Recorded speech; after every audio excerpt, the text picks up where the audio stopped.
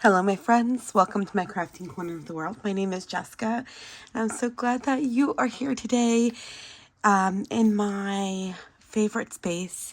And today we're working on making some of these lovely beads. And these beads are made from paper, so they're super easy to make and a wonderful way to use up some of those scrap papers that you might have lying around. And I love them. And can you see how shiny they are? We're going to talk about how to make these and how to get that gorgeous shine. Right? Like, look at that. So nice. They're so pretty. We're going to talk about different things you can do, different embellishments. Like this one has a little bit of thread around it. But there's so much you can do to these to just make them super special, on top of them being beautiful on their own without any other embellishments. So not only are we going to talk about how to make these, but we're also going to talk about how to use them and ways to make them extra special. And one of my favorite ways, I should say, is to put them in between plastic beads or other sort of beads, like non paper beads. And this process that we're going to use today, you can also use with fabric and trim and other things like that. But I'm going to focus today on just doing these lovely beads. Like this is a nice big one here. This is a cute gold one. I love that one. This one was one of the first ones I've made, and I still haven't used it in a project, but I've used a lot more since. I just love it so much. I love just kind of looking at it. I know that's weird. But we're going to go ahead and we're going to talk about making these and then how to then create it into dangles and things like that and ways that we can use it. So there's a few things that we're going to need first and foremost. And as you see, there's a plethora of things on my desk. Of course, we've got scrap paper. I save all my little bits and cuts of paper. And these can all be used in this project. So this is a wonderful way to really kind of chip into all of that scrap paper. The next thing you're going to need is a glue. So for me today, I'm using a pH neutral PVA glue. The one I use is from Line Co. And I just take this into a manageable bottle. And this is usually inside of this bottle. But I got to clean them out because they're a little clogged. So we're going to use them like this. On the second bottle, it's not glue, although it is glue, but we're not using it as glue. We're using it as diamond glaze. So this is called diamond glaze. And this is what's going to give our shine. And it's what's going to harden that bead. No matter how hard I squeeze, this is not moving. That's because that beautiful diamond glaze just makes it look like it's not paper. It makes it look like it's beautiful. Some people in some tutorials will not use diamond glaze. I haven't seen anyone use diamond glaze, but that doesn't mean that they haven't. I've seen nail polish. I've seen gel clear nail polish. I've seen resin, UV resin. So utilize what you're most comfortable with. I'm not a fan of resin, but this kind of mimics that look and feel almost. On top of it, you're going to need a paintbrush to kind of paint the diamond glaze everywhere. Another paintbrush if you're going to use any sort of glitter paste like these. These are here as just some examples. And then there are lots of little tools where you can go ahead and wrap your paper around it to make a bead. And you can use anything, a toothpick, a tweezer, a skewer, anything that's round, a pen, a marker, whatever, the smaller the better typically, but if it's a larger hole, that's no problem. A few of the beads I just showed you have really large holes in it. And then you're going to want scissors and then something to lay the bead on top of so it can dry and sit up and dry. So that's kind of what you really need, right?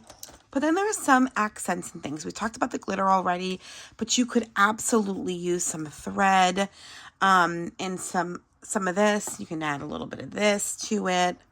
You know, there's so much you can do to just accentuate the bead. You can even add a whole line of this, right?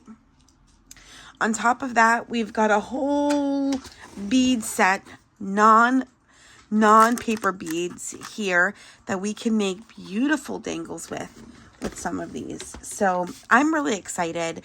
We're going to jump in and we're going to start talking a little bit about the types of beads. So I showed you lots of beads and we're going to go through all of them and try to show you some of the differences in these beads. And so this one is not too fat, like not too like thick, and not too long. It's really quite a small bead. And so the width of your bead is based off of the width you cut your paper, the largest part of your paper cut, right? So the smaller the bead, the smaller the cut of paper. As you could see, this one was pretty large. You see that difference there? And then this one is Chumbawamba. This one's chubby. So that means I use a longer piece of paper versus a shorter piece of paper. Okay. These are all triangular cuts, which means thicker at the base and it gets nice and thin at the ends. We're going to show you that. But then this is a rectangular cut. But we've got all of these. This is a tiny one. This is a triangular one, but a lot of paper, so it made it a little bit thicker. But then you can get really tiny ones like this, right? Look at that difference. And that's what I love about this. You can get different effects, and no matter what you do, they're not wrong. They're just different, right? And so I love doing this. We're going to talk about all the different ways. So let's move on to the two cutting methods, which I think you're going to need to know first before we jump in. But before we fully jump in, I want to talk about measurements. Now, I've been doing this for a while now, playing with making my own beads, but I've watched a lot of videos, you know, of how people make them. And I've noticed some people are very methodical and they measure with a ruler. I'm not that methodical when it comes to it. I just like to feel how I think it's going to look and just go with it. So if you're looking for something more methodical with exact measurements, that's not me. I like a little bit more freeform. So we're going to go ahead and we're going to jump right in and we're going to pick a paper. All right, my friends, we're here and I have picked a paper. And can you see that this is triangular? That's because I've already used this sheet to cut out one of my triangles. So when you're dealing with triangles, you want to start with a very skinny point at one end and a wider point at the other end. And this is so as you're wrapping, you're going to go from the largest piece to the tiniest piece, almost like wrapping a crescent roll, right? Like, you know, like the little crescent rolls that you have to open up and slam the package down. That's kind of what we're doing here. And so we're going to start super skinny and then really kind of work our way up. And the larger and wider you get, the bigger and longer it's going to be. And so I will cut many of these. I don't just cut one. I usually cut them in bulk, and I will go all the way down and just start rolling and whatnot. But since we're doing this together, I kind of want to fix up this side here because that was the other cut that I didn't do well. So I want to just... The key is when you do cut, you want to make it nice and even and seamless. And so one side wasn't. Okay. And I want this one to be a little bit shorter. So let's cut that piece out. And so now we have our triangle cut, right? It doesn't end here though. Pick a side. If you have a double side like me, you can pick the side that you want to showcase more. I'm going to go with this side today. And now that I have it, I want to do this very lightly, like I'm curling ribbons. So what I'm doing is I'm starting to make my paper want to curl, especially the ends that I'm going to start with. So it's just like ribbon. You're starting to get that curl. That's what we're looking for. And this is just going to be a little bit easier to manipulate the paper. Let's talk about paper manipulation. Paper is pretty easy to manipulate the thinner it is. As you get thicker, it's harder to manipulate. So doing something like this will kind of help you in that process. And I am using pretty thick paper. And I'm honest, the more you do this, the better it's going to be for you. You see that? Look at that. That's pretty much a circle now.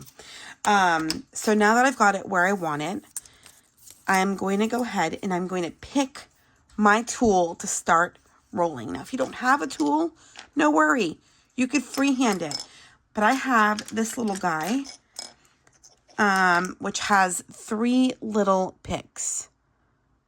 So I'm going to use this one. This is kind of my favorite tool to use just because it's a little bit easier for me. And it's the closest thing to a paper quilling tool that you will find. So it's going to help you start to roll, but your fingers have to do the rolling motion. See that? Like that, right? Because this is not going to do it. So now that I've got it started, I'll take this apart, or you could do it still. And I'm just going to use my hands. I'm going to hold this nice and tight. And you want it to be really snug here. And this is a fun time just to make sure you've got a good circle. So using a little ball point like this, just to kind of spin around, ensures you got a really good circle going.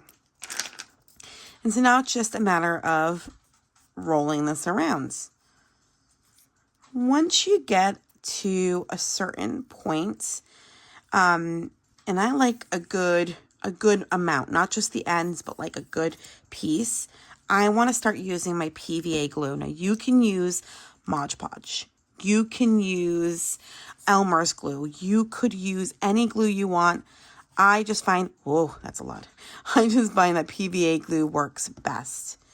And if a little bit too much comes out, you just want to move it right to the tip. The tip has to go get enough, or else it won't stay down. So now I'm going to go ahead and wrap this around. And as I wrap it, I am using my fingers to start to coat the whole thing in glue. So I'm moving my thumb. And as I'm moving my thumb, I'm picking the glue up and moving it across the area.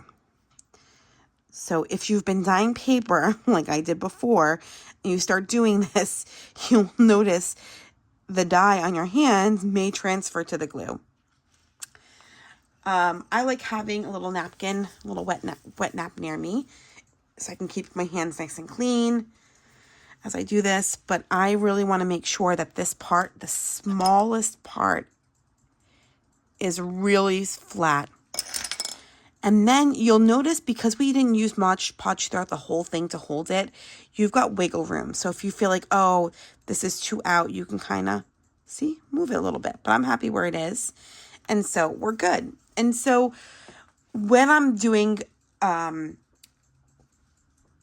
big session of this, right, I'm doing like a big create of this, I'll make tons of these, and then I will put them in these little things and then paint the diamond glaze on and let like all 20 of them sit around to dry. But because we're doing this in a smaller session, we're going to go one at a time so that you can see kind of how it's looking. So now that we've got this is a wonderful time to see if you want to add any dye or anything like that.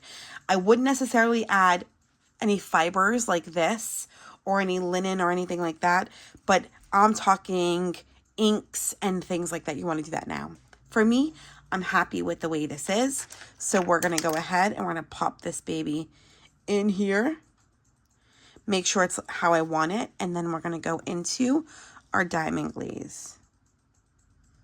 So this is a little clogged. Come on, little clogged. Diamond glaze is a glue, just so that you know, and can be used just like a glue, but it's a little more expensive, and it comes in a smaller jar than the PVA glue that I'm using. So I wouldn't recommend using this as a glue, but what it does do is it creates a really nice hold, right? So not only is it giving this beautiful glossy shine, it's creating a hold on your bead. So I just kind of go around, kind of go in there like that, but make sure I still have a hole, right? If you have a smaller brush, mine's are all needing to be cleaned today. If you have a smaller brush, you can go in there and kind of do a little bit of that and really get that hold on the inside. But I mainly care about that beautiful shine and thickness on the outside. You can water down diamond glaze, just as an FYI. I don't recommend it for a project like this. I recommend it for other projects, not this one. So now I'm going to lay this one into my beads, and it's just going to sit there to dry. It doesn't take long to dry, honestly. By the time the next one is done, it's going to be dry. Alrighty, so we're going to continue using this, but we're going to flip it over. That's the beauty of having the double-sided. But this time, we're going to go shorter. And so we're going to go ahead and we're going to cut a little bit right here. And we're going to do an actual rectangular one. So this is a different cut that you can do. And I'm just kind of cleaning it up here so it's nice and even. So there we have it. So we now are creating this version, right? See that thickness? It's actually going to be a little bit thicker, or not thicker, but wider than this one, which is perfectly fine. So now we're doing the same thing. Pick your side, whatever side you want. And you can go with a bone folder for this one since it's a little bit bigger. As I hit the camera, I'm so sorry. It's a little bit bigger, so we're going to go with a bone folder, and we're just going to kind of go side to side. And this is really thick cardstock, so I'm just manipulating the paper the same way I did with the triangle. So we did one way being the triangle, and we did this way being the rectangle. Now we're going to talk about that difference, of course, showing you that difference, but then we're going to talk about the size difference later. Okay, so now that I've got this kind of manipulated, you can start to see it starting to roll on its own, right? That's what we want. So you don't need a bone folder. If you have it, great. If you don't, you can use anything, honestly. You can use this, right? It's just going to take you a little longer. Scissors, I always love using scissors for things like this, but now for this, if you get it really good like this, you actually don't need anything. You don't need anything for any of this. You can just go with your fingers and go. But I would like a nice round bead, right? So we're going to go ahead and we're going to start here. We're just going to keep doing this. And then the key is tightening it and making the circle really nice and tight and nice and even. So now we've got this much left. We have to go right to the edges. So make sure go right to the edges. You can use your finger to mix it around, but you want to go right to those edges. Ensure that you are now pulling this along the same way. And the key here is that you're going to have to hold this for a moment. And so we got a little bit of a, there we go. So we're just going to hold that for a moment. But it is important to make sure that this stays nice and low. So sometimes putting a little extra glue helps over here. And now, of course, it's got a nice circle, and that's what we're looking for. We're looking for that really nice circle. And this is going to need to dry. And so before we even start the diamond glaze, we're going to need to get this to dry. So we're going to dry that for a few seconds. We're going to go back here. Now you can see this is much shorter, but we're going to go ahead and we're going to do another triangle. And you're going to see us make a much smaller bead. So this is a pretty big bead using the triangle method. So this one's going to be much smaller. So we're going to go here and we're going to start really thin. See that? That's what we're going for. A nice smooth cut. And this is going to be pretty thin and pretty tiny. So that's what we're looking for. Okay. Since we have it, we're just going to use it. Okay.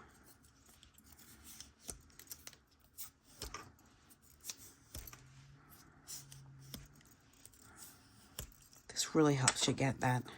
And so I'm going to show you how you don't even need, if you do what I'm doing, then you don't even need to use any of those as little guides to make the hole. Look at that. Boom. Done. The key is to keep it nice and tight. See that? So I just use my finger, and now I'm going to go in here and just make sure there's a circle happening. And you could do this at any point throughout this process. So I'm just using my fingers, holding the edges, pulling it, and twisting it, holding the edges, pulling it, and twisting it. And that way it stays really nice and tight. And so this is going to be a smaller one. Okay. And now I have my finger down here holding that base of the bead there, so it stays nice and tight. And now we're going to add some PVA to this. You want just a little bit up to the tip there. That is the key. Alrighty, and now we're just gonna rotate, and again with our thumb, we're gonna use our thumb to disperse the glue.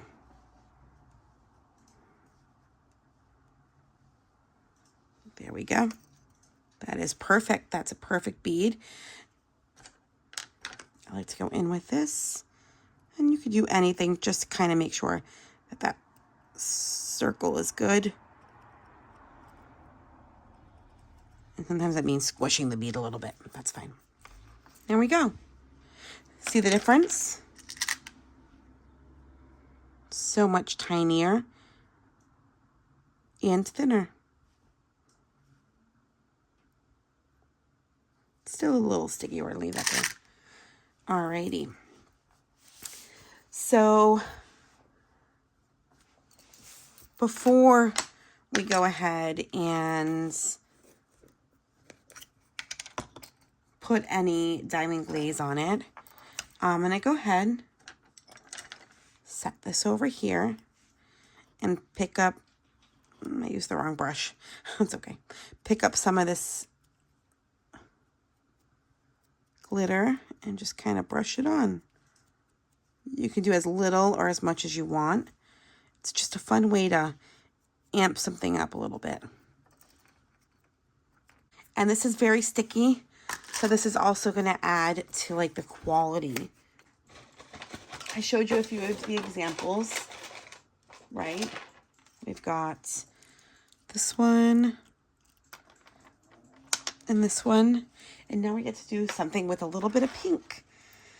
So we definitely have some pink here, and so the first thing you're going to need is you're going to need to determine if you want to use wire like this, where it's a little bit sturdier.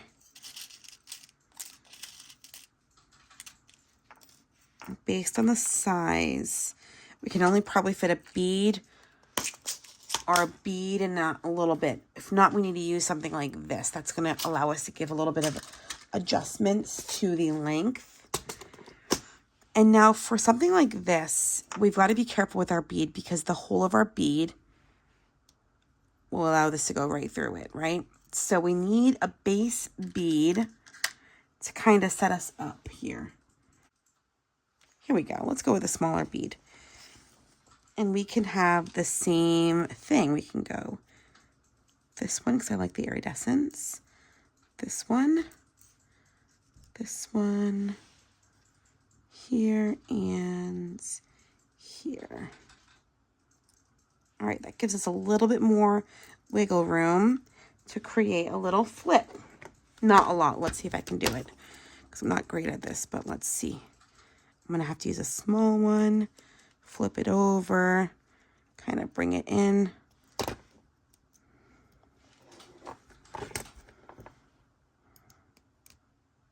Let's see if I can push that together in that hole, and then we'll be good.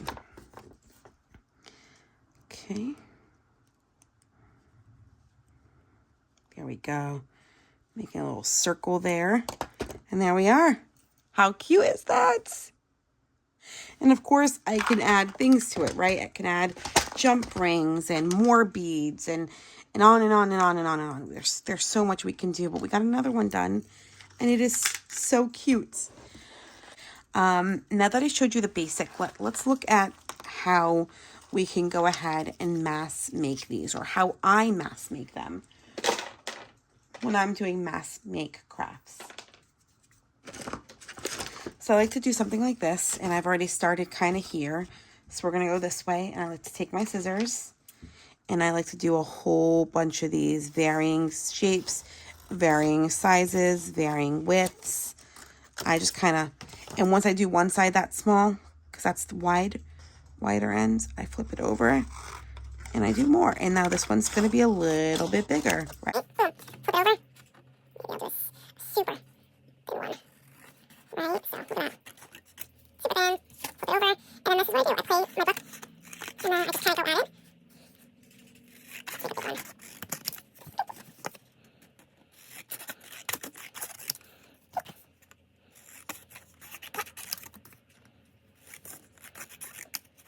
So I do a whole bunch of these, and it really is a lot of fun. There we go. And then for this one, it's just a matter of fixing this. There we go. Alrighty, so now we've got all of these to do. And then it's a mass make, right? So we put them all aside, and then we pick which side we want. I want pink for most of these. So it's just a matter of doing one, going to the next. 2,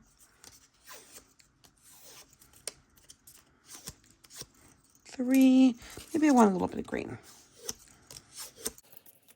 4, 5, 8,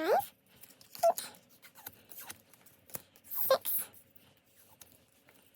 7. So we have 7, 8,